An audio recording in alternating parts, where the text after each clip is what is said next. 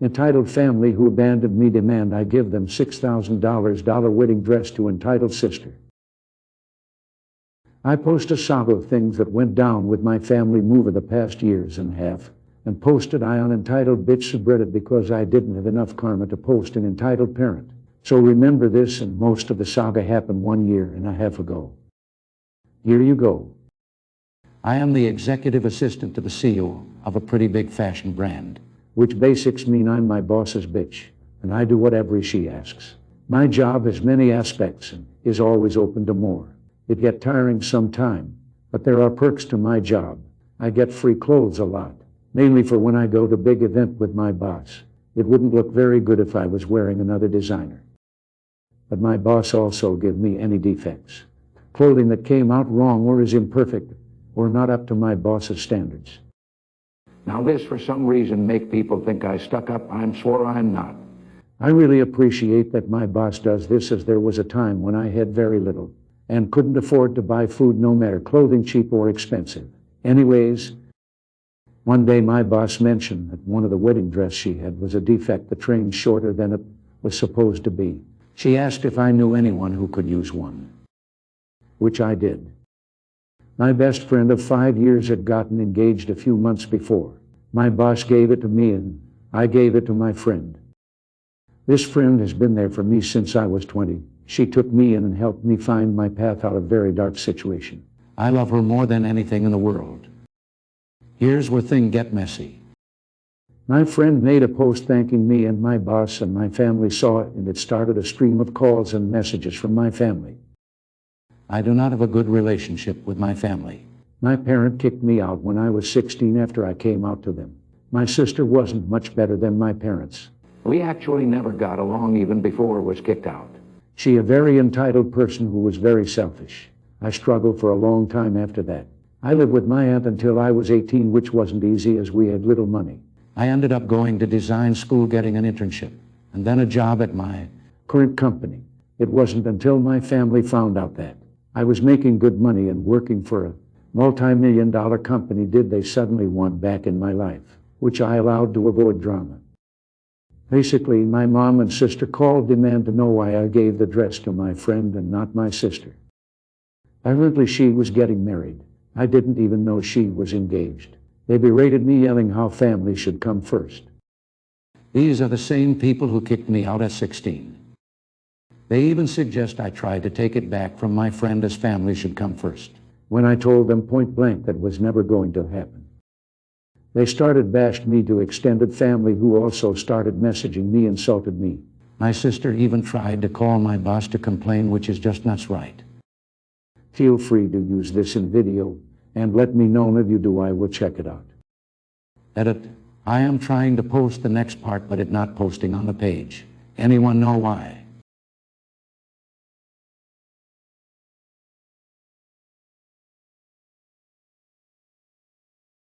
Mom books the ice rink the wrong day and expect us to share. English is not my first language. Sorry for any mistakes. Background. I am an adult figure skater, and I practice in a big group of other adults. There are skaters going from beginners up to former elite skaters. During Corona, the public rink we usually skate in has been closed, and occasionally we have rented a private rink for an hour to skate. It is a lot more expensive than our ordinary practice, but you do what you must. Also, it is incredibly hard to get these time slots since the demand is high. Skating is a Corona-safe sport, no worries. We are 8 people on the whole ice and change outside. It is all correct by our laws. A few months ago, we rented the ice and arrived at our time. Since we are responsible and change outside, we couldn't see what was happening inside. Once I and one of the other skaters were ready to go on the ice, we headed inside. And by the rink side, we find about 10 parents and something like 15 to 20 children aged 3 to 6 years. One of the moms, entitled Mommy M, approached me with a worried expression. Are you the ones that rented the ice? Yes. You see, we were just informed that we booked the wrong day. Apparently we booked next week this time, but we are here today. I'm sorry to hear. What a bummer. Looks at me and the other skater. Is it just the 2 of you? The others are still tying their skates outside, and only the 2 of us had come inside yet. No, we are a whole group. Can't we split the ice half and half? No. We are not here to just skate. We're practicing seriously, for several reasons. The first and foremost, it is incredibly dangerous. If I run into your child, I will hurt it badly, and I risk hurting myself too. But I mean, it's your kid. Do you want its face sliced up? I would never, ever let my not existing own kids on the ice during a serious practice. Secondly, we rent the rink to be able to practice freely. Half the rink makes it impossible to practice your program. Children usually drag a lot of mud onto the ice, either on their coveralls or the parents on their shoes when they walk on the ice to help them when they fall. Dirt and mud is a big no-no for skates. It'll wear them out quickly, and we have to pay for reshappering. Okay, here I felt kind of sorry for them. We all screw up sometimes, and it sucks. Can't be fun to reschedule an event like this, and I get that. It's what happens next that makes this story entitled. The mom goes to the other parents, and I hear her saying silently like, "I guess you could come next week if it fits you." Then she goes to the children, points at us, and says loudly, "These people don't want you to skate. They want it all for themselves," with a super accusing tone like we personally were responsible for her mistake. I ignore her and step onto the ice together with the other skater. This commotion already cost us a few minutes of our short time. I see one more from our group enter the rink, and AM speaks to her too. I can't hear it though. This woman later confirms to me that AM tried the same trick on her, guilting her into letting them share the ice, and then asked if the children, now all out of their skates, could at least walk out on the ice to touch it. Since they're all wearing shoes and mud rule still applies, my friend declines. Also, when the ice is newly resurfaced, it is crazy slippery and very hard to walk on. Big risk of falling and hurting oneself. The rest of our group arrives, and we start warming up. Half a minute later, EM opens the gate and lets two of the children run straight onto the ice. I wave at her to get them back off the ice, and she waits purposely before she tells them to come back, only they don't listen. She lets them slide around how much they want. Eventually, she has to walk out on her muddy shoes to pick them up and go back. Not a sorry, no nothing. Not the worst entitlement, but it still boils my blood, especially how she tries to blame us in front of the kids. Kids are usually very fond of looking at us skating since it looks cool, and when we skate publicly, we often show off whatever they want to see or teach them something. I hate to be accused of being the bad guy.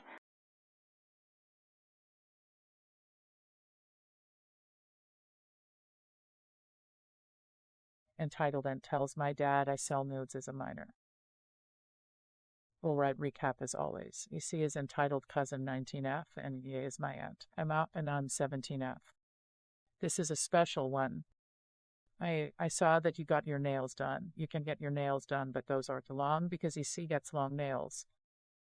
I actually did my nails myself. I can have whatever length I would like. Hey, where did you get the money to get your nails done anyway? Selling your nudes online. I would not run that past you, honey. I have been selling my art. I am very appreciative for my fans who buy my art. Maybe if EC stopped copying art, she could sell her own. And EC called my dad. The conversation went like this. And EC, hello. Are you aware that Op is selling her nudes online? How could you be all right with this? She is a minor. My dad laughs. You are actually insane. See, no, it's true. She does. She sells them on Snapchat. My parents have me on Snapchat. My dad, all right, well, this is pointless. I'm not going to feed your BS. Then hung up. Text me again. You won't sell your art anymore because now that you can't sell your nudes, no one will buy it anymore.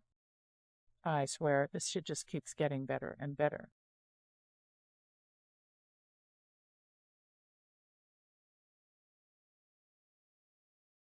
I graduated top of my class in college and gave a commencement speech. The award included a brass bowl. My mother literally told me that the bowl was hers and it was her work that earned me that bowl. I'm like, it's an effing bowl. Show me your degree. I graduated top of my class in college and gave a commencement speech. The award included a brass bowl. My mother literally told me that the bowl was hers and it was her work that earned me that bowl. I'm like, it's an effing bowl. Show me your degree. She then continued telling people that she paid for my college tuition despite the $200,000 I took in student loans to pay for my tuition. She also said she took a reverse mortgage on her house to pay for my tuition. And she actually took the reverse mortgage on her house to pay for home appliances and necessary repair work, entire landscape projects, the new balcony, new trees and tree removal, driveway repair, purses, etc. And actually, she left me hanging without the money I needed to complete my full degree.